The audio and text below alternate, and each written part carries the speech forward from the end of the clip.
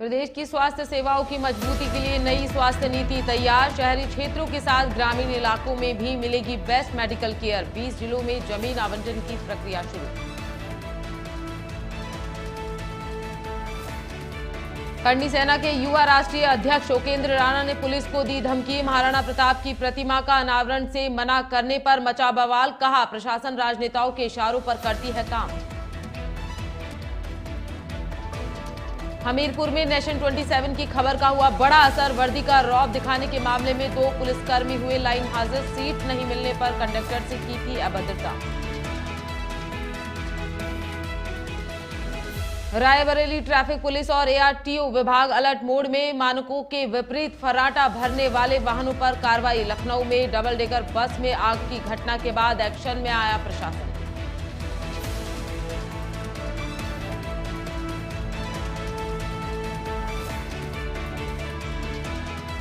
उत्तर प्रदेश में प्रचंड गर्मी का दौर जारी। कई जिलों में अधिकतम तापमान 45 डिग्री के पार। मौसम विभाग ने जताई है गर्मी और लू का प्रकोप बढ़ने की आशंका।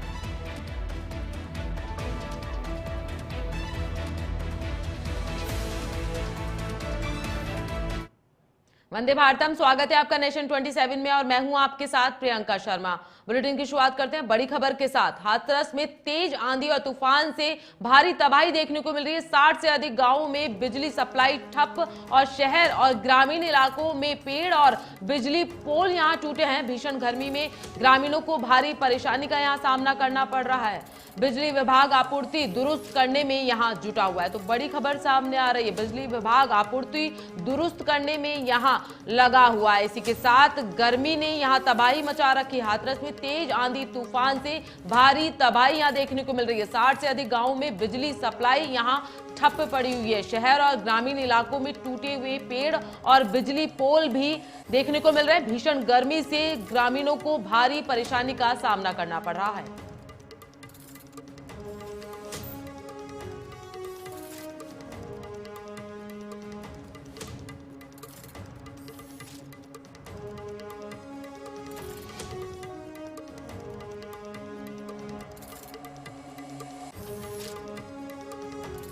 भीषण गर्मी में ग्रामीणों को भारी परेशानी का सामना करना पड़ रहा है। बिजली विभाग आपूर्ति दुरुस्त करने में यहां जुटा हुआ है। इसी के साथ पारा 45 डिग्री के पार यहां बताया जा रहा है। 60 से अधिक गांवों में बिजली सप्लाई अभी तक यहां ठप पड़ी हुई है। लोगों का गर्मी से यहां बुरा हाल देखने को मिल रहा है।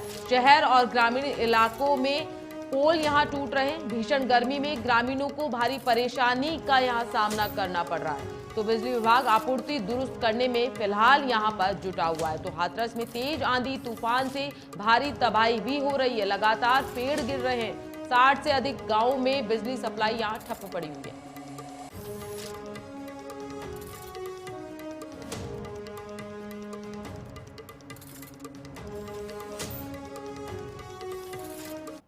बड़ी खबर सामने आ रही है। श्रावस्ती में अचानक बदला है मौसम का मिजाज। तेज हवा और काले बादलों के बीच झमाझम बारिश भी देखने को मिल रही है। भीषण गर्मी लू से मिल रही है लोगों को राहत। शहर और ग्रामीण इलाकों में टूटे पेड़ और बिजली पोल, इसी के साथ कुछ क्षेत्रों में बिजली आपूर्ति भी यहां पर बाधित हो रही है। तो बड़ी खबर सामने आ रही, गर्मी से लोगों को यहां कुछ राहत भी मिली है। झमाझम बारिश भी यहां पर देखने को मिल रही है। लगातार पेड़ टूट रहे हैं। आंधी और बारिश का दौर भी लगातार इस दौरान जारी है। तो श्रावस्ती में अचानक काले बादल यहां पर छा गए। तेज हवा और काले बादलों के बीच झमाझम बारिश भी हो रही है। भीषण गर्मी और लू से लोगों को फिलहाल थोड़ी राहत यहां पहुंची है। शहर और ग्रामीण इलाकों में टूटे हुए पेड़ और बिजली पोल भी यहां मिल रहे हैं। कुछ क्षेत्रों में बिजली आपूर्ति भी बाधित हो रही है। तो लोगों को इससे परेशानी का सामना करना पड़ रहा है। श्रावस्ती में अचानक मौसम ने अपना मिजाज बदल लिया है। लोगों को थोड़ी गर्मी से राहत यहां पहुंची है।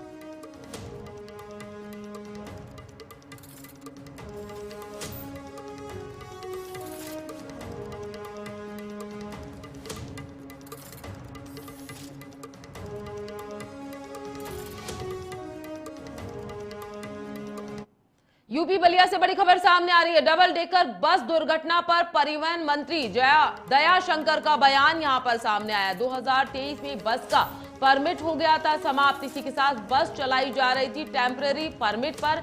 इसी के साथ बता दें आपको, प्रमुख सचिव को उच्च स्तरीय जांच के यहां निर्देश भी दिए गए। तो इमरजेंसी खिड़की न खुलने के कारणों की यहां जांच होगी। फिटनेस प्रमाण पत्र देने वाले अधिकारी की भी यहां जांच की जाएगी। इसी के साथ गाड़ी के इन और आउट दोनों पॉइंट पर जांच के आदेश यहां पर दिए गए हैं। तो कुछ दिन पहले यहां पर सड़क हादसा हुआ था, बस चलाई जा रही थी टेम्पररी परमिट पर, तो इसकी जांच की जाएगी। प्रमुख सचिव को उच्च स्तरीय जांच के यहां पर निर्देश दे दिए गए हैं।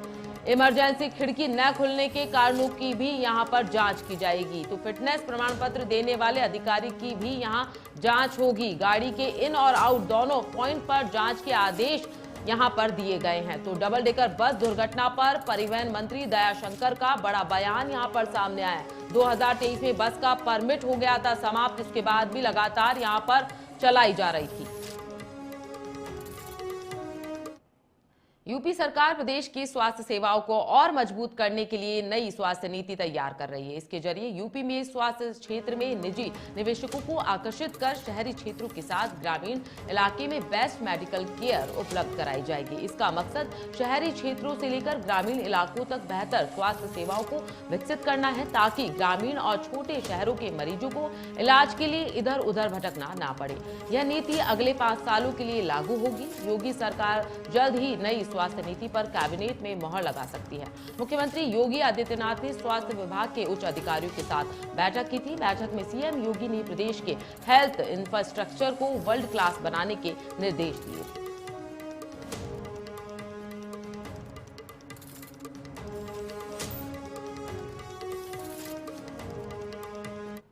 यूपी के सीतापुर में शुक्रवार को तिरंगा यात्रा प्रभारी मंत्री मयंकेश्वर शरण सिंह की मौजूदगी में निकाली गई। यात्रा सीतापुर के सरोजनी वाटिका से लालबाग चौराहे तक निकाली गई, जिसमें कारागार राज्य मंत्री सुरेश राही, नगर विकास राज्य मंत्री राकेश राठौर और विधायक महुली शशांक द्विवेदी के साथ महमूदाबाद विधायक आशा मौर्य भी शामिल हुई। यात्रा में भाजपा के पदाधिकारी और कार्यकर्ता भारी संख्या में शामिल हुए। यह यात्रा भारत की सेना के शौर्य और पराक्रम के साथ ऑपरेशन सिंदूर के सफल होने पर निकाली गई।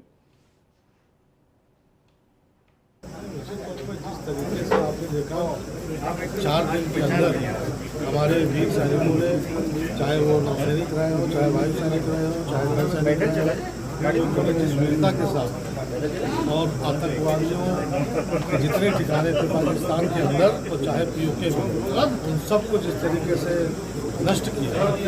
आज हम वीर सैनिकों के सम्मान में ये तिरंगा यात्रा हम निकाल।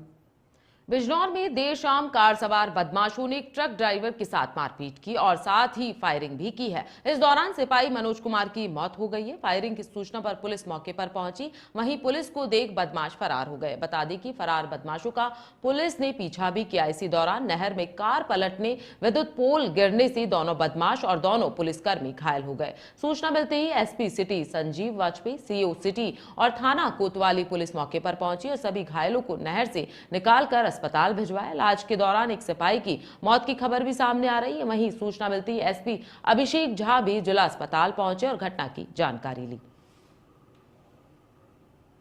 रात्रि लगभग 9:30 बजे के आसपास थाना कोतवाली क्षेत्र में ग्राम रसीदपुर गढ़ी में एक सूचना प्राप्त हुई कि कुछ व्यक्ति जो एक स्विफ्ट गाड़ी से हैं, एक ट्रक चालक के साथ मारपीट कर रहे हैं और वहां पर गांव वालों के इकट्ठा होने पर वहां से भाग गए हैं। इस सूचना पर तत्काल कंट्रोल रूम के माध्यम से उस गाड़ी की चेकिंग के लिए जो है सूचना प्रेषित की गई और इस पर एक पीआरवी ने रिस्पॉन्ड किया। पीआरवी के द्वारा चेज़ करने पर स्विफ्ट गाड़ी जो है वो अनियंत्रित होकर एक बिजली के खंभे से जो है टकराई और पलट गई और जो व्यक्ति थे वो उन्होंने भागने का प्रयास किया। उन्हें चेज़ करते हुए जो पीआरवी के कर्मचारी थे वो भी जो है वहाँ पर जो नहर थी उसमें उतर गए। दुर्भाग्यवश जिस पोल से गाड़ी टकराई थी वो बिजली का खंभा था और तार टूटकर नहर में जा गिरा था, जिसकी वजह से नहर में करंट आ गया। उसमें से एक पीआरवी कर्मचारी को जो है सकुशल उसमें से जो है निकाल लिया गया और दूसरे जो पीआरवी कर्मचारी थे वो अदम्य साहस का परिचय देते हुए जो है मथुरा के एक होटल के सफाई कर्मी ने श्रद्धालु की मासूम बालिका के साथ दुष्कर्म की कोशिश की। पुलिस ने रिपोर्ट दर्ज कर आरोपी को हिरासत में ले लिया है और बालिका का मेडिकल भी करवाया गया। मामला वृंदावन के रेस्टोरेंट का है, जहां दूसरे राज्य से आए श्रद्धालु भोजन करने आए थे। इस दौरान श्रद्धालु की 5 साल की बेटी के वॉशरूम जाने पर बच्ची के चिल्लाने की आवाज आई। परिजनों ने उसे आपत्तिजनक हालत में देखा। यहां से एक सफाई कर्मी को पकड़ा और मैनेजर को शिकायत की, लेकिन कार्रवाई नहीं होने पर पुलिस को इस बात की सूचना दी गई। एसपी सिटी अरविंद कुमार ने बताया कि पीड़िता के पिता की तहरीर पर आरोपी को पुलिस ने हिरासत में लिया है।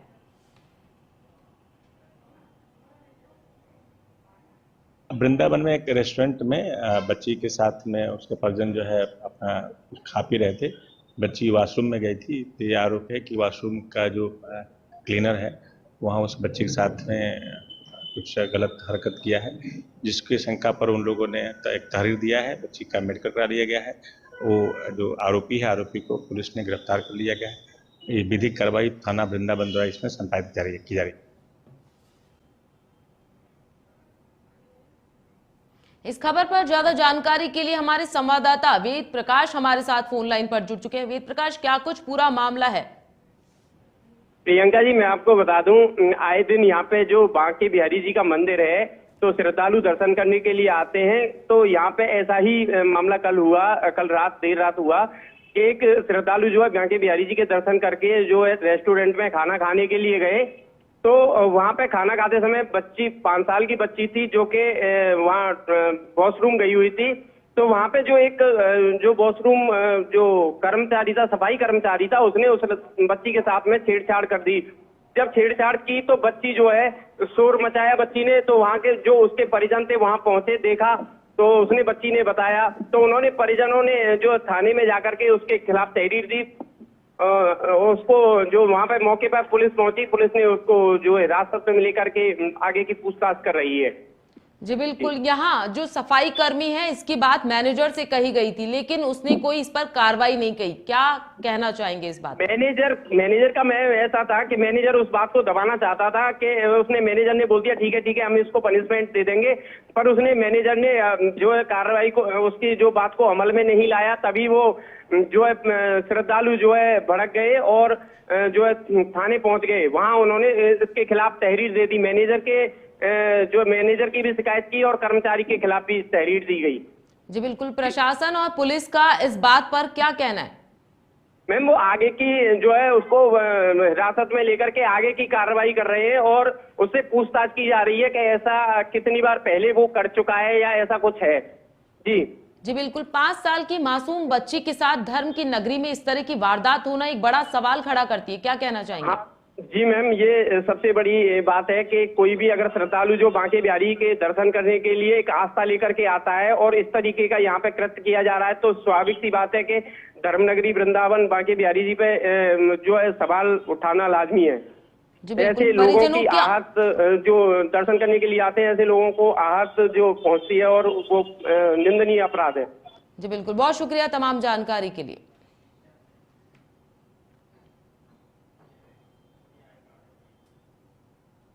पर सामने आ रही है लखनऊ से। जी हां, लखनऊ में आम कार्यकर्ता का प्रदर्शन यहां पर किया जा रहा है। जिला अध्यक्ष सहित कई नेता यहां पर हाउस अरेस्ट हो गए हैं। प्रदर्शनकारी लिए गए हैं हिरासत में। पार्टी ने निशानगंज में किया था प्रदर्शन का ऐलान। निशानगंज जा रहे कार्यकर्ता हिरासत में लिए गए हैं। पुलिस की सक्रियता के बाद भी पार्टी ने यहां प्रदर्शन किया। पहलगाम हमले को लेकर किया गया यह प्रदर्शन का ऐलान। आप जिला अध्यक्ष इरम रिजवी को यहां हाउस अरेस्ट किया गया। तो बड़ी खबर सामने आ रही है लखनऊ से। लखनऊ में जिला अध्यक्ष सहित कई नेताओं को यहां पर हाउस अरेस्ट किया गया है।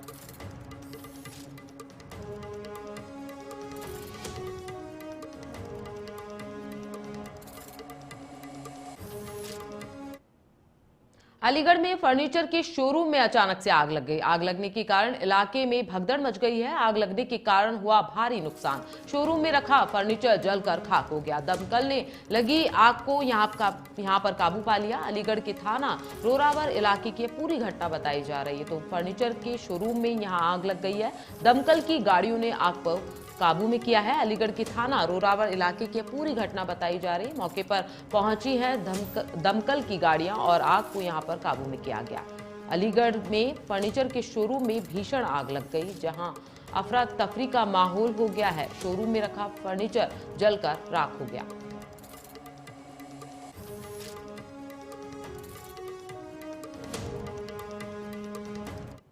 खबर यूपी के हमीरपुर से है, जहां हमीरपुर में नेशन 27 की खबर का बड़ा असर हुआ है। वर्दी का रौब दिखाते हुए पुलिसकर्मी का वीडियो आया था सामने। नेशन 27 ने प्रमुखता से दिखाई थी खबर। एसपी दीक्षा शर्मा ने संज्ञान में लेकर इस कार्रवाई को अंजाम दिया। मामले में दोनों पुलिसकर्मियों को यहां लाइन हाजिर कर दिया गया। बिना टिकट रोडवेज बस पर सफर कर रहे थे सिपाही। सीट नहीं मिलने पर कंडक्टर से यहां अभद्रता की थी। राट से हमीरपुर जा रही थी रोडवेज बस।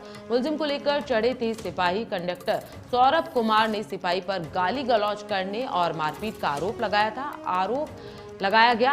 राट थाना क्षेत्र का यह पूरा मामला बताया जा रहा है। तो हमीरपुर यूपी से खबर सामने आ रही है। नेशन 27 की खबर का यहां पर प्रमुखता से असर देखने को मिल रहा है। सीट नहीं मिलने पर कंडक्टर से दोनों ने की थी अभद्रता। चुंगी पे आके भर गई, ये कह रहे सीट दिलाओ। सीट भरी हुई नहीं थी। ड्राइवर ने बोला मुस्कुरा हम आपको सीट दिला देंगे। हाँ। इन्होंने मुझे वहाँ से लात से पहले उठाया, पहले धक्कड़ मारी, फिर यहाँ पे दोनों लोगों ने लात से मारा सर, फिर यहाँ पे गिरा के मारा है उन्होंने। अब किसी भी सवारी से पूछ लो, वो झूठ बोल रहे कि तुमने मारा। पहले किसी भी सवारी से आप पूछ ली।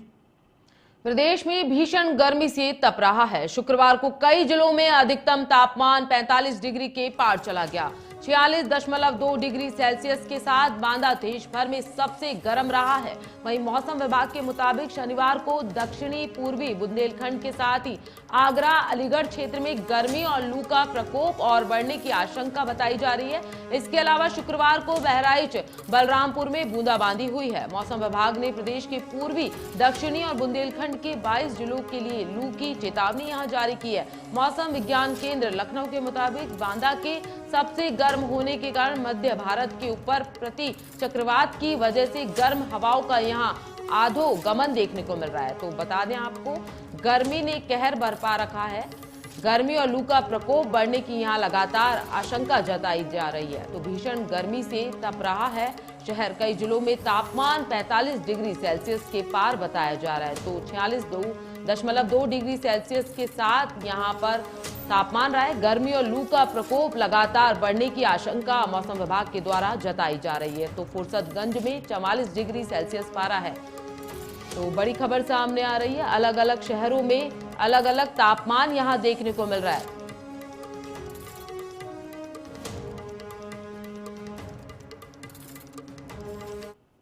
करनी सेना के युवा राष्ट्रीय अध्यक्ष उपेंद्र राणा ने एक बार फिर पुलिस को धमकी दी है। उसने फेसबुक पर लाइव वीडियो जारी किया। एसपी ने कहा, नहीं होने दूंगा महाराणा प्रताप की प्रतिमा का अनावरण। प्रशासन राजनेताओं के इशारे पर काम करती है। मेरे ऊपर फर्जी मुकदमे दर्ज किए जा रहे हैं। मैंने आज तक कभी कानून हाथ में नहीं लिया है। मैंने उन्हें सस्पेंड करा कर रहूंगा। 2027 में जब हमारे लोग जीत कर आएंगे, हम पावर में होंगे, तब आप ही हमें चाय पिलाओगे।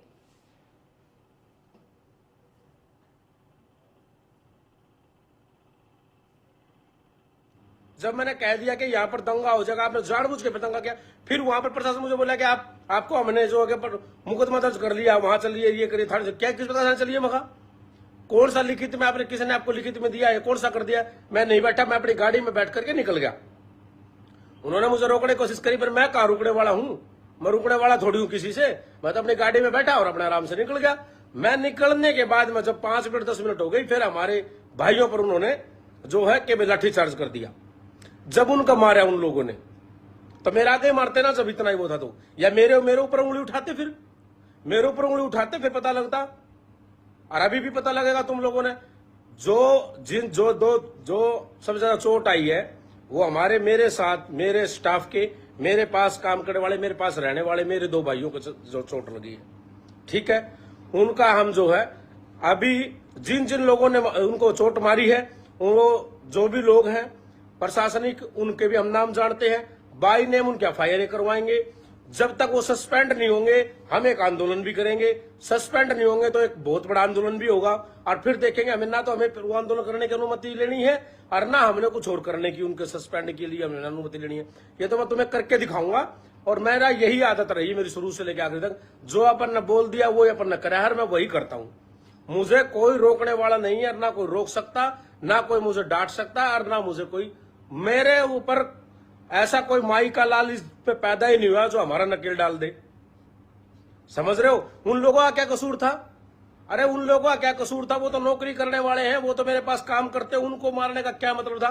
फिर मारते मारते कह रहे हैं कि उनको ये बोलो केंद्र थाने में ले जाकर वो केंद्र राणा मुर्दाबाद, वो केंद्र राणा मुर्दाबाद कहने से मुर्दाबाद हो जाऊंगा क्या मैं?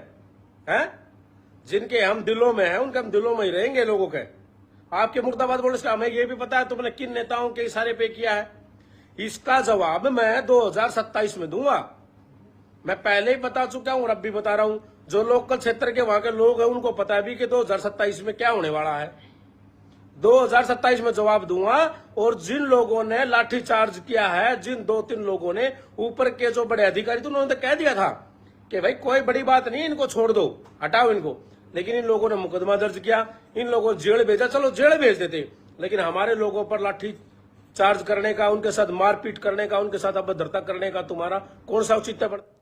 यूपी के बरेली के आंवला से एक बेहद चौंकाने वाला मामला सामने आया, जहां एक शराबी पति ने अपनी पत्नी के साथ झगड़े के बाद उसे छत से नीचे फेंकने की कोशिश की। इस घटना का वीडियो पड़ोसी ने बना लिया और जब सोशल मीडिया पर वायरल हुआ, पुलिस ने इस मामले में जल्द कार्रवाई करते हुए आरोपी के खिलाफ संगीन धाराओं में मुकदमा दर्ज कर लिया है। बताया जा रहा है कि आरोपी शराब के नशे में था। पड़ोसियों ने इस घटना को अपने कैमरे में कैद कर लिया, जिसके बाद मामला पुलिस तक पहुंचा। वीडियो सामने आने के बाद पुलिस ने तुरंत संज्ञान लिया और आरोपी पति के खिलाफ संगीन धाराओं में मामला दर्ज किया है।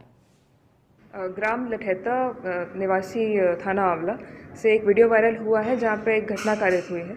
एक पति अपनी पत्नी को छत से लटकाकर मारते हुए वीडियो में दिख रहे हैं। घटना का संज्ञान लेते हुए मुकदमा अपराध संख्या 315/25 थाना आंवला पर पंजीकृत कर दिया गया है और जो अपराधी है, आरोपित है, वह शराबी है, शराब पीने का आदी है और फिलहाल घर से फरार है।